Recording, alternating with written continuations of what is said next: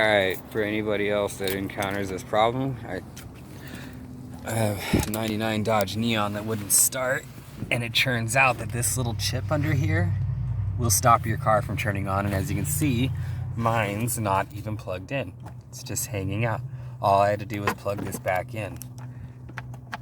I tore my whole car apart, the whole hood, everything underneath here. Broke the starter. Now I have to replace the solenoid. Sharing my story.